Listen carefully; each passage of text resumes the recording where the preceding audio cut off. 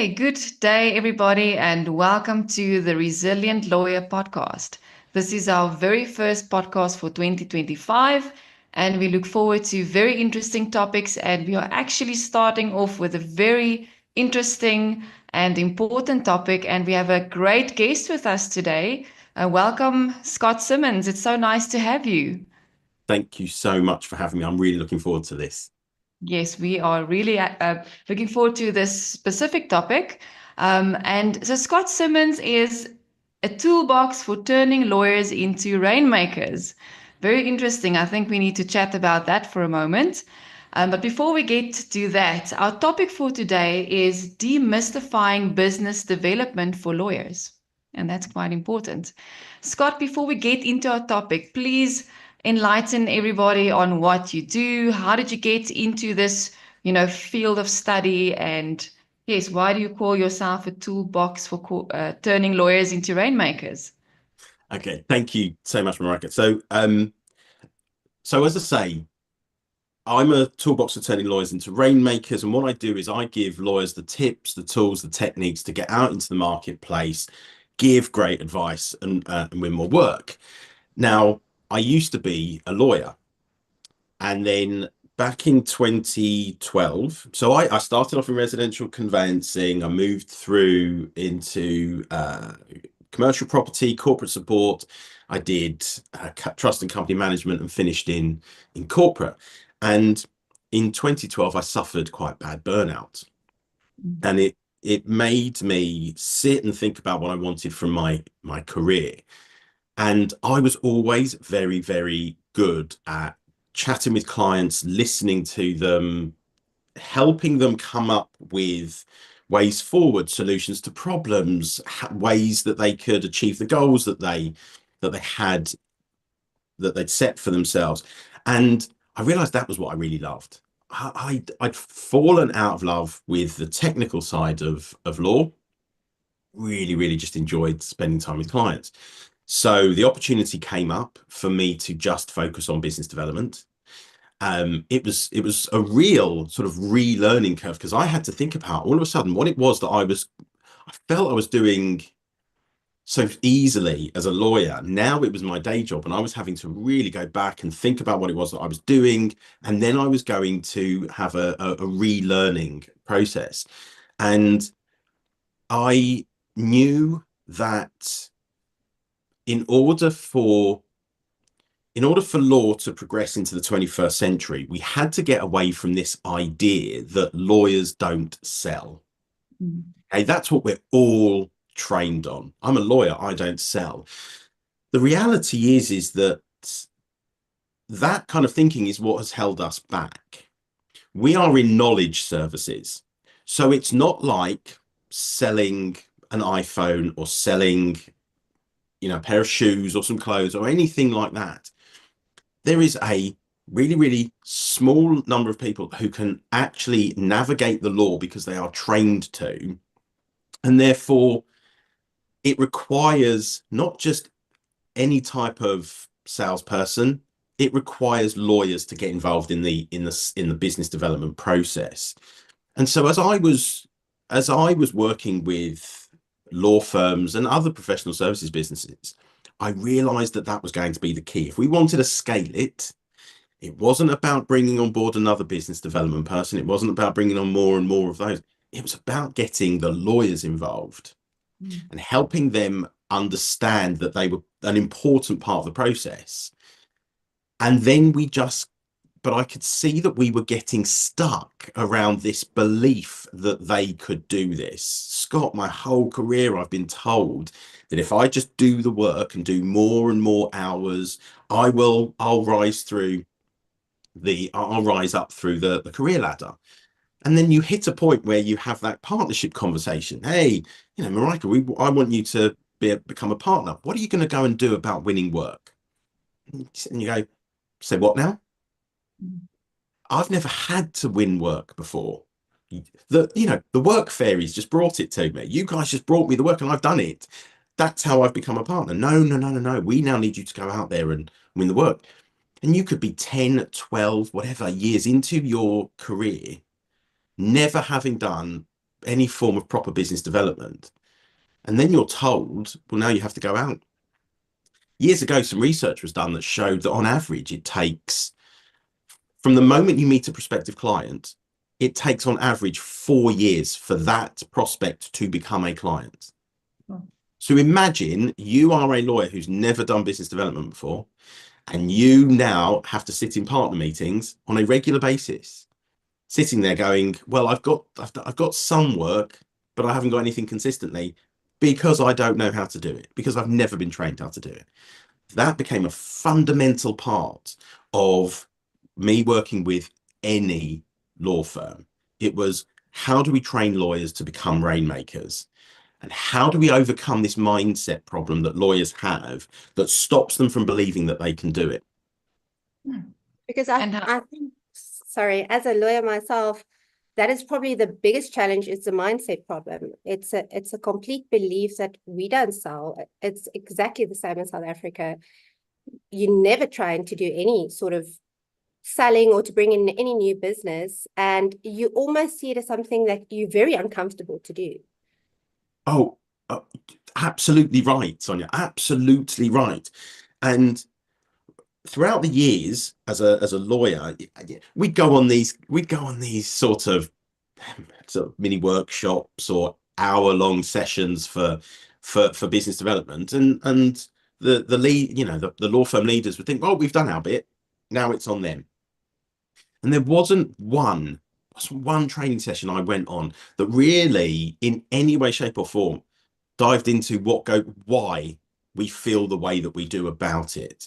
And so very early on, when I started doing the training with lawyers, I came across the book Mindset by Carol Dweck. Changed my life.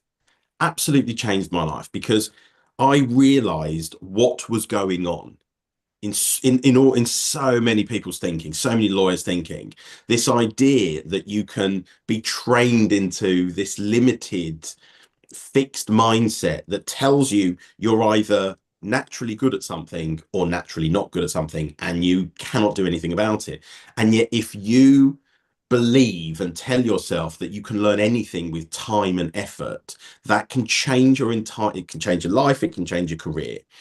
And that became the foundation for all of our training. So with our training course, the BD Breakthrough Blueprint, it's the first thing you learn, because there's no point in us teaching you business development if you walk into it believing you're not going to be able to actually implement it. So it's huge, Sonia, and it's so huge that if we don't find ways to overcome it, it really will have a fundamental impact, negative impact, on the future of the legal profession.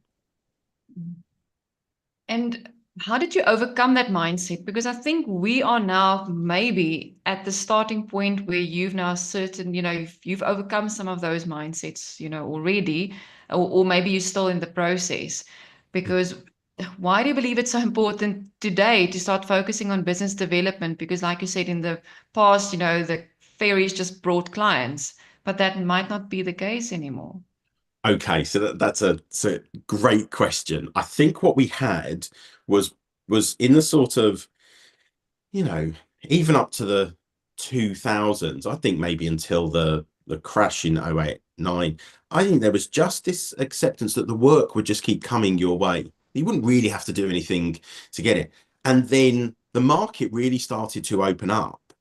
And particularly in the UK, you had the Legal Services Act that allowed non-lawyers to get involved in law firms. So what you had was then real true entrepreneurs coming in and changing things. And you had this increase in competition. And I say increase in competition, I don't believe that there is actually competition, and we can come to that later. But there was this increase in the number of law firms that were doing things a certain way, and they were doing it fundamentally different to traditional law firms.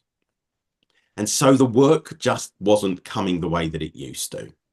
And that created, even before that, law firms had been on this race to the bottom. And all it was just this feeling of, we don't know how to price, we don't know what makes the client happy in terms of pricing. So what we will do is we'll offer a price, and if the client doesn't jump at it, we'll immediately offer to lower it. And all of these things come with a mindset of, I'm a lawyer. I'm trained to do the work that's put in front of me. All of these other things I haven't been trained to do. So they shouldn't be part of my job, and yet they are. All of these elements are elements of the conversation that the client wants to have with you. Now, you talk about why it's so important, and the reason for that, and when we should start. For me, it should be part of your training. It should be part of what you learn in law school. We have to understand that law is a business like any other business out there. It just so happens that what lawyers sell are legal services, but at its core, law is a business. And if we want law firms and lawyers to be successful, they have to understand that you have to learn business principles. Otherwise, what you will do, and what I see all the time when lawyers come to me struggling with their business development and struggling with their pricing, is they keep lowering their prices. So they are just doing more and more and more and more work to try and reach the target that they have, and it gets harder and harder every single year, to the point where it drives them stress, burnout, suicide, all these things, the pressures that are on lawyers to do what is so fundamental in people's lives from birth to death. Law is everywhere, and it's so important. It's so transformational, and I use transform all the time when I describe what lawyers do, because we transform people's lives. That's what we do, but we don't talk about it like that. We get ourselves involved in this narrative that lawyers are somehow evil, or they're money grabbers, or they profit from other people's sadness. We engage in that narrative as if it is somehow true, and it's not. What we do is transform people's lives for the better. Our job has to be to learn how to articulate that. When you can do that, the change in you as a lawyer becomes extraordinary. But we have to start teaching it. There's never a bad time to start, Marika. There really isn't. But the earlier you start, the easier it is to get the right mindset. Wow. I think this is why these conversations that we're having is so important, at least to start becoming aware that we might be stuck in a mindset, holding on to beliefs, that's not true. Absolutely. So awareness is that big first step. You'll know this with what you do. Having that awareness is the key first step, because that opens up the door to you deciding what you want to do next. Yeah, because in essence, a lawyer with their own practice is in essence an entrepreneur. Am I right? 100%. And yet they go out into this world. They might start up their own law firm, they might join a consultancy platform. At that point, you're running a business, and yet you've never been told how to do that. So what you do is you start off by going, well, I just need to keep doing more of what I was doing when I was employed. And then all of a sudden you realize, hold on a second, there's bookkeeping, there's admin, there's marketing, there's business development, there's all of these other elements to it. And we've got little to no understanding about how any of this really works. And very quickly it can feel like such huge pressure. And I always say to people, you are an entrepreneur now. So you need to be spending less time doing legal work and more time running that business. Now, there is that element of when you start off on your own, you are everything. You are the senior partner, right the way through to the bookkeeper and the photocopier and the tea maker. You are everything in this business, and you have to we have to learn to give ourselves a bit of a break, because we're taking on so much.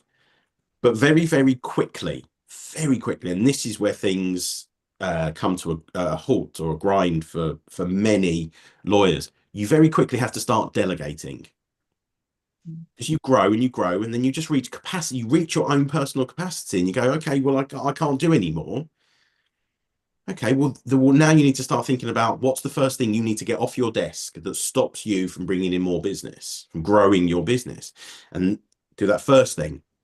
That should then enable you to go out and win more work. Or it might be that you want to slow down, whatever it is. But if you want to grow your business and you want to win more work, you've got to start delegating as soon as possible. That beyond the mindset, Sonia, that is the next really big challenge for so many lawyers. It's kind of letting go a little bit. It's probably one of the most difficult things to do, is to delegate in a legal profession. And I've seen that between so many of my colleagues, me, myself, because you always think you're the only person that's capable of doing the work. And you also think that your client expects you to do each and every part of the matter or part of the case. No, Right. you.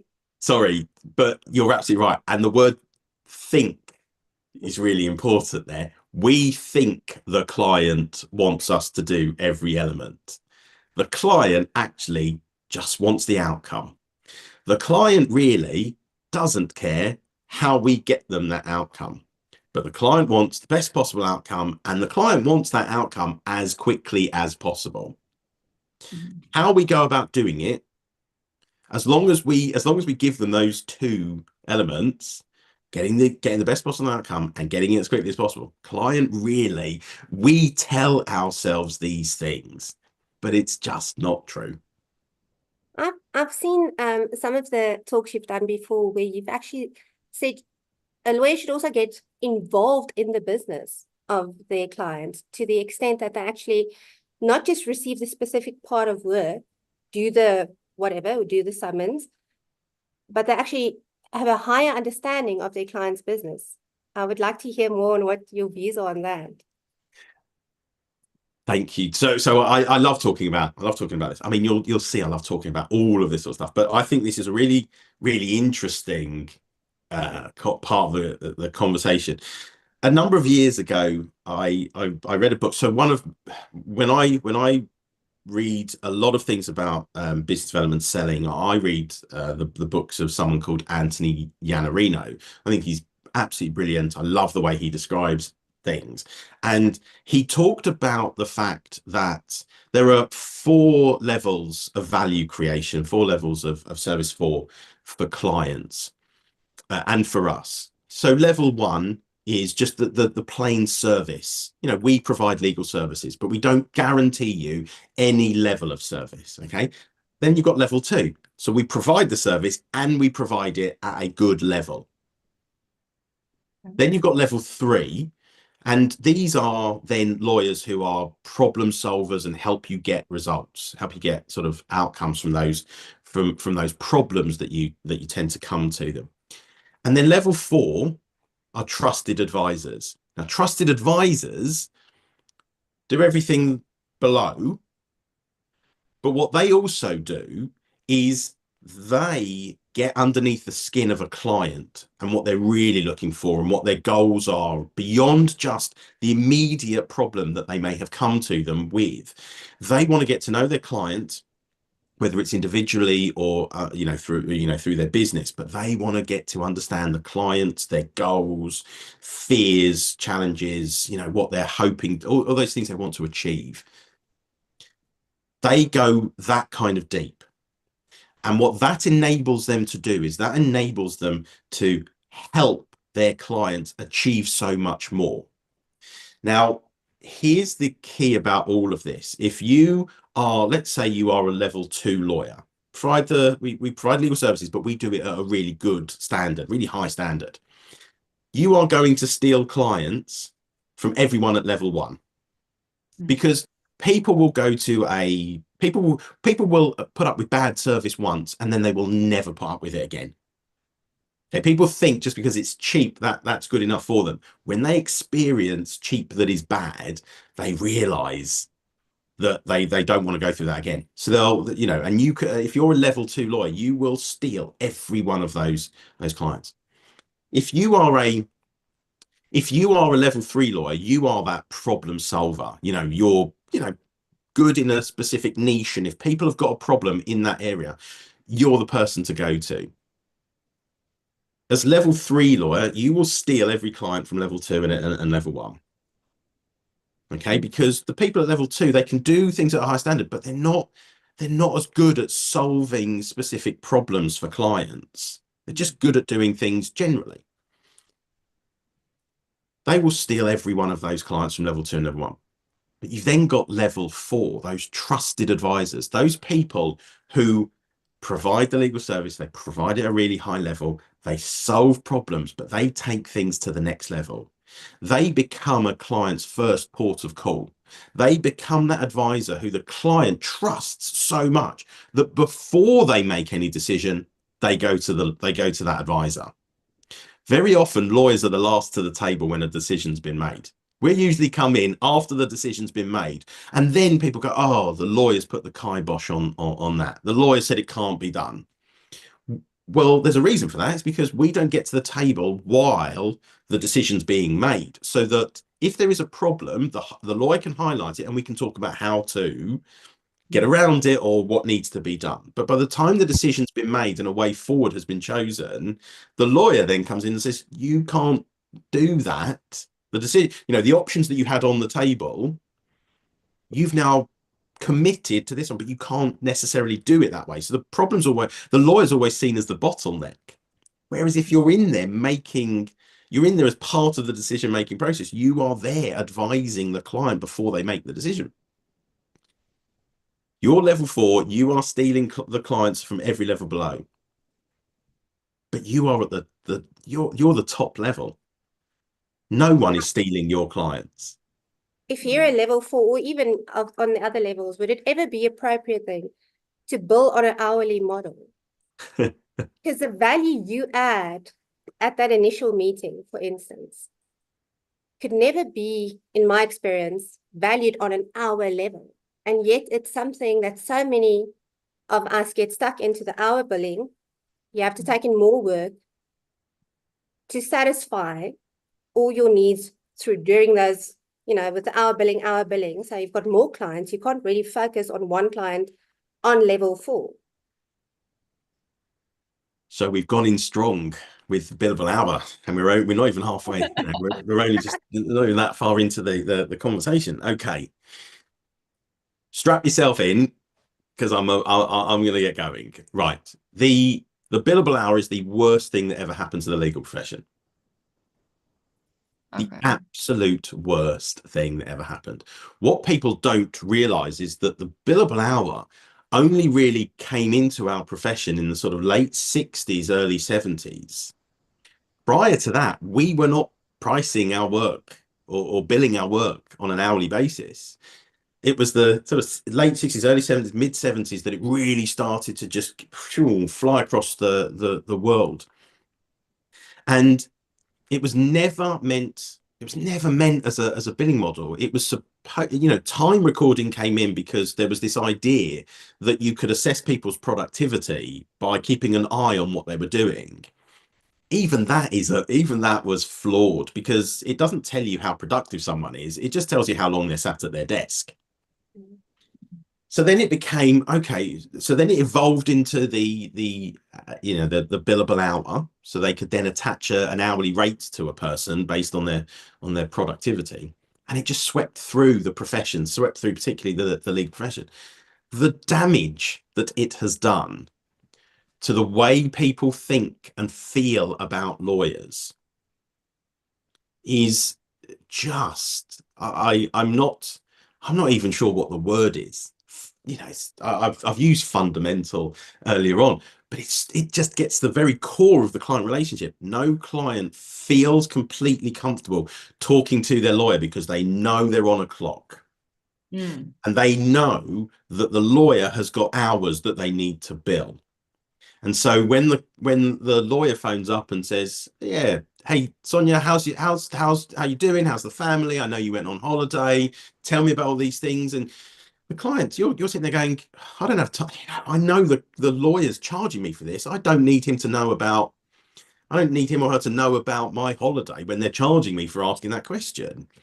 So all of this creates it creates a barrier between the lawyer and the client, let alone what it does to a lawyer's ability to articulate value, as you mentioned, and their general mental health.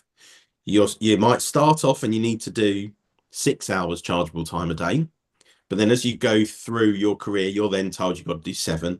And then you're told you've got to do 8.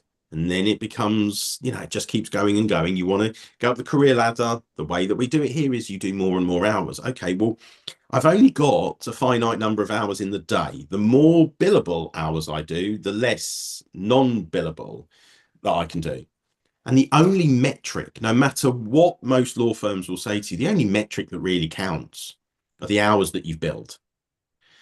And so you might want to build those stronger relationships with clients. You might see how important it would be for clients to spend some time with their lawyer going through really important topics, really important subjects. But you also know that you have 7.5, 8 hours to record today. And, if that's 7.5 or 8 hours, that is 9 till 5, which means everything else you want to get done has to be done before 9 or after 5. Now, remember, in those 8 hours you have to bill, there's going to be stops along the way. You're going to need to go to the toilet. You're going to need to eat lunch. And you just see more and more people just eating lunch while they're working. You don't get a break from any of your billable hour, any of your billable work, sorry. And what does that do to your capacity to really, really think about your client's work? We're not robots. We have dips in our in our attention spans and in our capacity to think. We have these dips, and that can't be good for clients. It can't be good. Any client who gets an email from a lawyer at 2 a.m, no matter how business driven they may be, will have a moment where they're thinking, wow, this thing that they've sent me at 2 a.m, is this their best work? And that's what the billable hour has created, this disconnect between lawyers and clients, because client wants it done really great quality quickly as possible. The lawyer might want it done. They do. Every lawyer wants to do high quality work, but they also know they've got billable targets. So the more quickly they do something, the more they hamper their own ability to reach their billable targets. I had a client who, a lawyer joined their firm, and this lawyer at the previous firm got pulled in front of the partners because they were working too quickly. So it was impacting the bills that the firm was sending out. It was impacting her ability to meet her targets. Now, from the client's perspective, she was fantastic.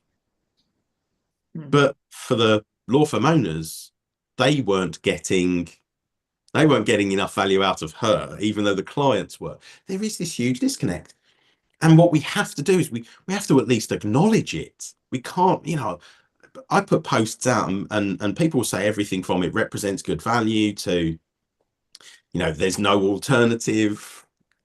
And you go, well, I spend a lot of time on LinkedIn and on podcasts and at talks, at seminars, and at conferences, talking about the fact that there are some fantastic business models out there, like value pricing, which I adore, subscription models, which I think are the future of the legal profession, that would offer so much greater value to clients. And do bear in mind, when I work with my clients, even those who start off on the billable hour, I get inside their thinking to show them how they can do so much more under value pricing or subscriptions. And they all see it. They all see it when they make the move. And it's such a fundamental, there's that word again, fundamental. It's such a huge change. It's not just a billing model change, it is an entire business model change. So it impacts every aspect of the way that you work, your people's, your clients, your people, your business as a whole. Everything changes when you move away from the billable hour onto a model that is much more client focused and allows you to put much more value on the work that you do and the outcomes that you give to clients, and the way that clients feel about the value you've brought to them. Can you elaborate a bit on what is the subscription model? I've actually never heard of that. Have you not? Oh, how exciting. Right. So at its core, at its core, subscription models are subscription models. So everything that we are becoming much more used to signing up to, streaming services are all subscription models. There's very little these days that you can't get a subscription model. Car companies do subscription models. You've got vacuum cleaner companies that do subscription models where you get everything monthly, or you can change things. It's incredible what you can get a subscription model for. So it's almost like a retainer. Right. So here's what's interesting about that. A retainer is not a subscription model, because a retainer just simply goes back to billable hours. A retainer is a retainer. You will get a certain number of hours from us, and then anything over that, you will then pay us a certain amount. Okay, so some people like to call retainers subscriptions, but ultimately, and this is where the entirely different thinking comes into it, Sonia, which is whether it's value pricing or subscriptions, it requires you to front load your relationship with your client. It requires you to have a really, really big conversation with your client at the outset. So really get to know what your client is trying to achieve, what they want and what they need, based on your understanding of them and your understanding of the law. Okay. Then what you do is, under a subscription model, is you would offer tiers of services. And you would say, right, okay, well, tier 1 will be these services. Tier 2 will be tier 1 plus these. And tier 3 will be what's often referred to by Ron Baker as the concierge service. Okay, that'll be anything that we can do, we will do for you. And if it's tier 1, you'll pay this price on a monthly basis, ongoing basis. Tier 2, you'll pay this price. And tier 3, you'll pay this price. Now, the key in all of this is understanding your client and understanding their needs on an ongoing basis. So in the early days when I used to talk about subscriptions, people go, well, won't clients just lob everything at you at the beginning and then cancel the subscription? Okay, well, if the client's done that, it's because you haven't communicated to them how this model is going to work with them. Because what invariably happens is that the client throws everything that they think is included within the tier at you. You will then do it. You'll do it as sort of quickly and best quality as you can. You will then present it back to the client. The client will have 16 emails from you containing work that you have done for them. The client will be so overwhelmed that the client will then sit on those emails for weeks, if not months. And you, as the lawyer, will not be able to complete any of those matters. So then the client says, I know, Sonia, I know it's my fault, but I haven't made use of this model because I haven't had the time to look through it. I've got 16 emails from you and I just haven't had. And we all know that it's not a capacity problem. It becomes a procrastination problem. I've got 16 emails from my lawyer. What am I going to do with all of this stuff? Where am I going to find the time to do all of this? So what you do is you work out a plan with your client, work out a priority plan where you say, these are the things that need doing straight away. These are the things that need doing in the next 3 to 6 months. And these are the things that need doing in the next 6 to 12. So what we are going to do is we are going to do this work for you across the next year.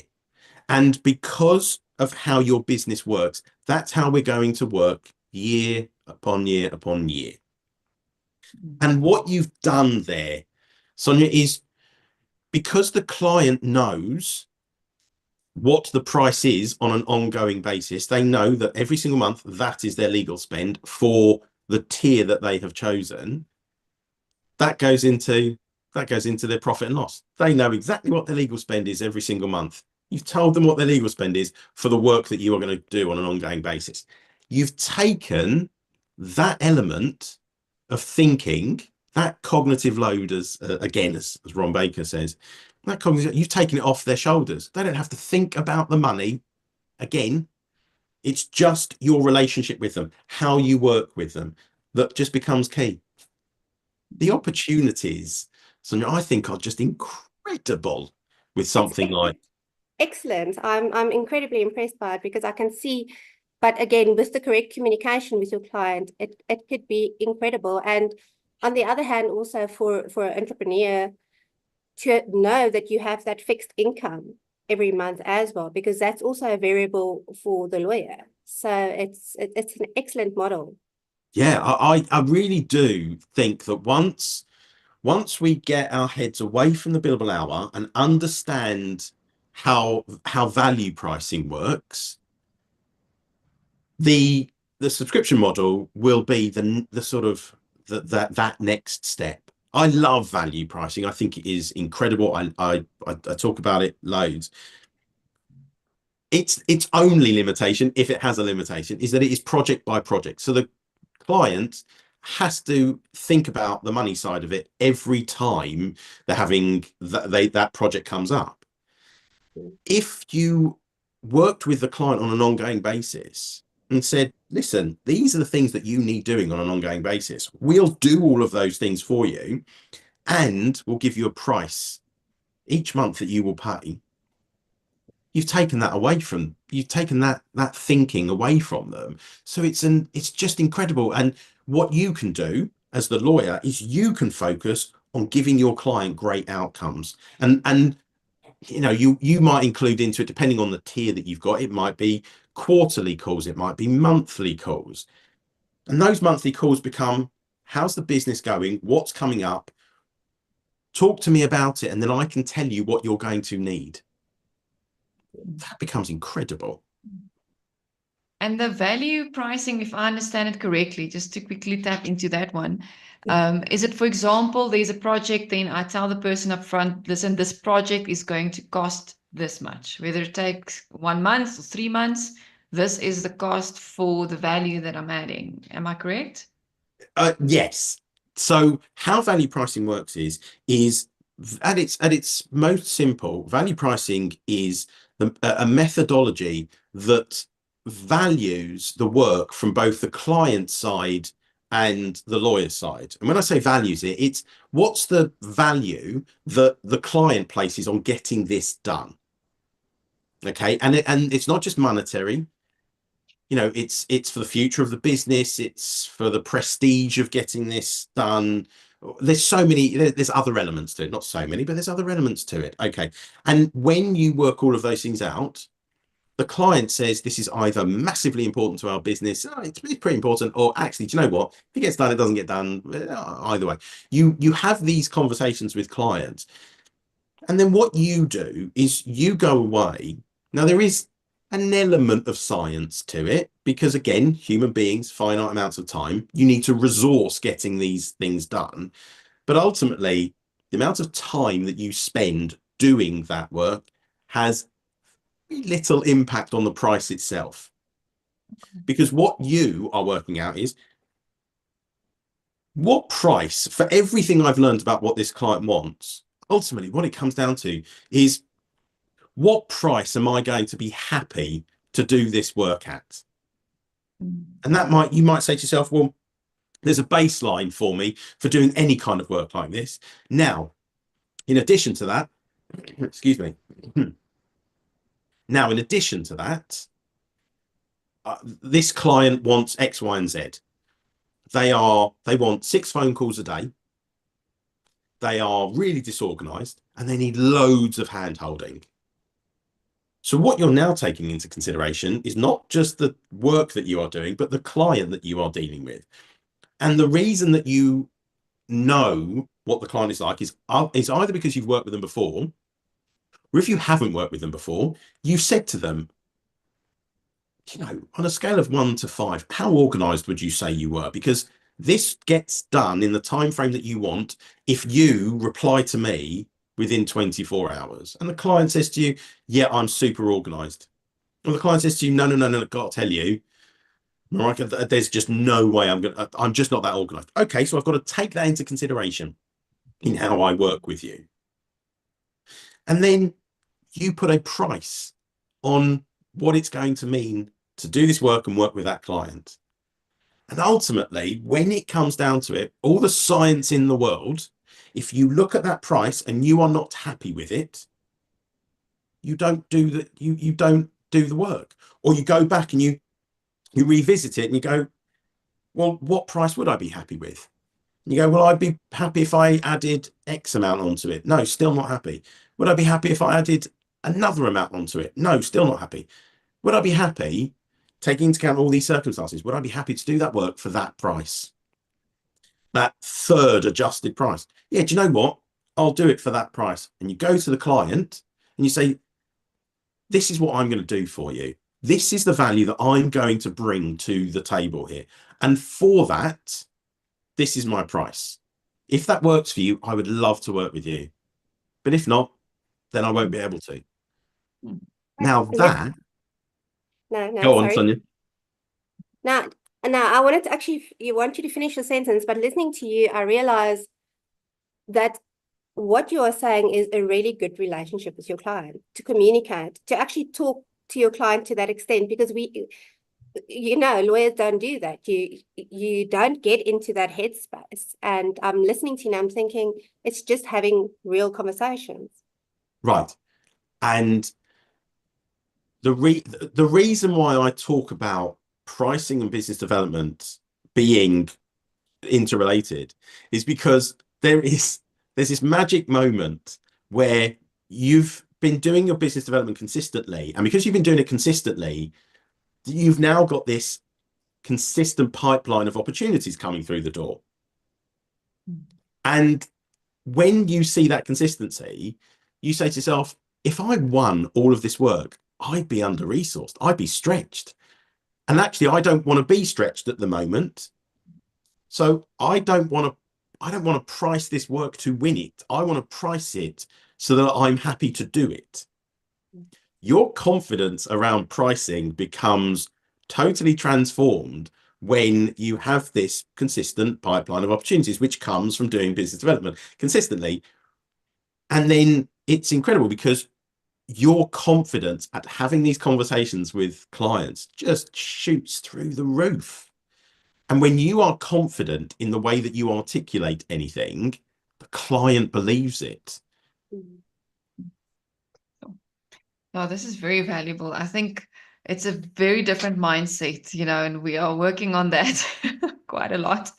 Because the thing is, like you said, if you get into business development, then you can choose your clients. You can choose the type of work that you do. You can be happy with the money that you receive, and you can rather give extraordinary, service to 5 clients that you have versus having 20, 30 clients, and you have to literally make note of every email, phone call, letter that you send to make up your hours.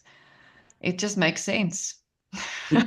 It's incredible. So I say to my clients, when you move away from the billable hour, stop time recording. You don't need to time record because you know when you're being productive, you know when you aren't being productive. Okay, but that kind of productivity is not telling you anything. It's that kind of tyranny of metrics where we end up looking at the wrong metrics all the time when we become and it's really weird because lawyers who kind of advocate for the billable hour say metrics are important. It's amazing because the metrics that really are important when you're looking at, well, what's your pipeline and what's your success rate with prospects and clients and other metrics like that. How many holidays, sick days, or those kind of things are people taking? Lawyers often can't tell you a single one of those metrics, but they can tell you how many hours they did. And it is a sort of tyranny of metrics because we end up looking at the wrong ones. So when I speak with clients and say to them, when you move over to value pricing, Get rid of time recording because it is not going to reflect what's really important. What matters is, are your clients happy? Are your clients happy with the work that you're producing and the advice that you're giving them? Okay. Are you happy? Are you working the way that you want to work? You know that when you're working, you know when you don't feel great. Okay. And you know when you're not putting through your best quality of work. So are your clients happy? Are you happy with how you are pricing your work? Do you feel as though for the work that you are putting in and the way that you offer this service, do you feel that you are getting fair value from the prices that you are giving clients?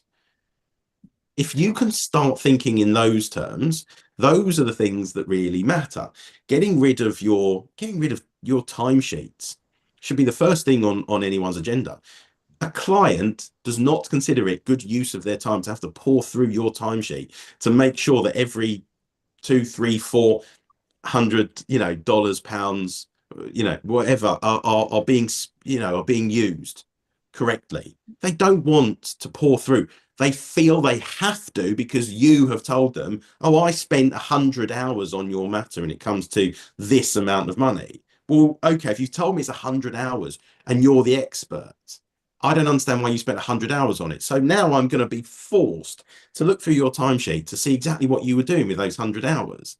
Why have you put admin on here and not explained to me what that means? Oh, okay. So you want a detailed list of what I've actually done. Okay, well, now I'm going to have to go away and I'm going to have to put more detail into it, or I'm going to have to get somebody else to put more detail into it. So that becomes that relationship for which the law firm can't charge because you should have been putting detail into it in the first place. But then you provide the client with a detailed timesheet and the lawyer goes, I'm paying you this amount of money per hour and you've spent it doing this. Now, I'm sorry, but I don't think that adds any value to me. I don't understand why I've paid that amount for you to do that when you've got a team behind you that could have done some of this. Clients do not want to be doing that. And no client comes away from having spent time looking through a timesheet thinking, God, I love this relationship with my lawyer. I love this. No client thinks it. We force clients into this type of relationship. And it is easy to change it, but it starts with us. Yes. I think that's the most important thing. I think the starting point is the mindset. If you want to transform, the way that you do business, start enjoying what you actually do, start changing your mindset, and then obviously engage with people like you that can help you with that transformation of your business because it's not an easy task. And if you've been doing things the same way for 10, 20, 30 years, you won't have a clue where to start, to transform your entire business plan in the way that you're operating. It's very valuable to have someone like you that has, the knowledge, the experience to, like you said, you have to change your entire business model. It's a transformation. Yeah, and it can feel when we talk about these things the way that we have over the last 45, 50 minutes, it can feel a little overwhelming. You can come away and think, wow, oh my God, do I have to change so much about what I have been doing? Where would I even start? And I always say the same thing to people. Start by believing that you can.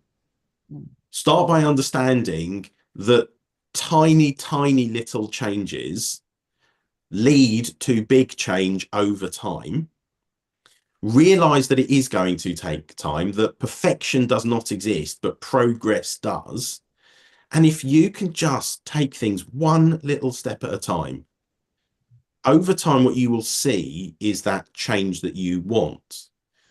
And that's how you stop yourself from feeling in any way overwhelmed by this, because all of these things are absolutely possible. With something like business development, if you start by putting 30 minutes into your calendar once a week, this is always, whenever I speak to anybody, this is always my first, my tip, my starting tip.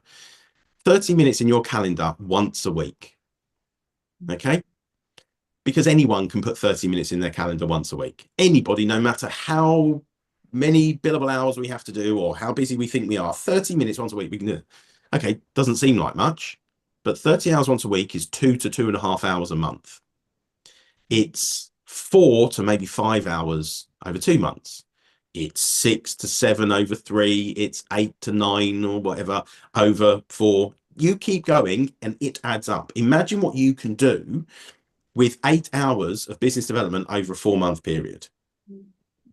And all it was 30 minutes. Now, it's about what you do with that 30 minutes that then counts. But again, just getting started with putting that in your diary is a great place to start. And the same thing applies to if you're thinking about making the move away from the billable hour. Just take, what does the first step look like? So the first step just looks like maybe learning a bit more about what something like value pricing looks like. It's about reaching out to someone who knows about these business models and saying, I'd love to have a chat with you about it. We don't have to go, right, I'm here, I'm at A and I need to be at Z, and that's too overwhelming. I'm at A and the next small step is that. So that's what I'm going to do. Very, very important. Sure.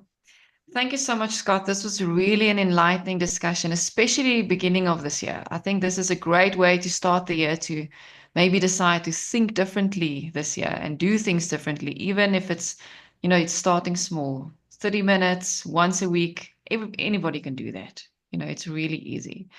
If people want to get hold of you, I know you're now in the UK and we're in South Africa, but if they would like to get hold of you, how do they get in touch? So you can get hold of me by email. My email address is scott.simmons@legalbalance.co.uk. You can go on to, if you want to learn more about business development, we've got our, digital education course, the BD Breakthrough Blueprint. You'll find that at our legalbalanceinstitute.com website. And I really would encourage people to start thinking about something like that. It's a great first step into business development. You will find me every single day on LinkedIn. I love LinkedIn. I am utterly obsessed with it. I think it's a brilliant platform. So if you want to connect with me on LinkedIn, you'll always find me on there. I love having a chat with people on there. And from there, we can have a chat, come on, onto a video call.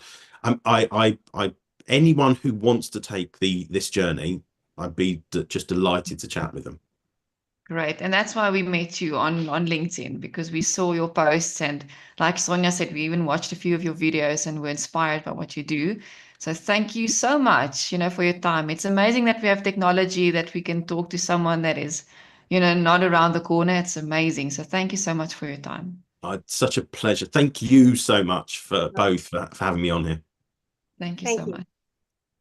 Okay, great. For everybody that has been watching, thank you so much for joining us in this episode. We look forward to seeing you on our next episodes. Please follow us on YouTube if you want to be tuned in with whatever we have to offer this year. Thank you so much, and then we'll see you next time again. Thank you.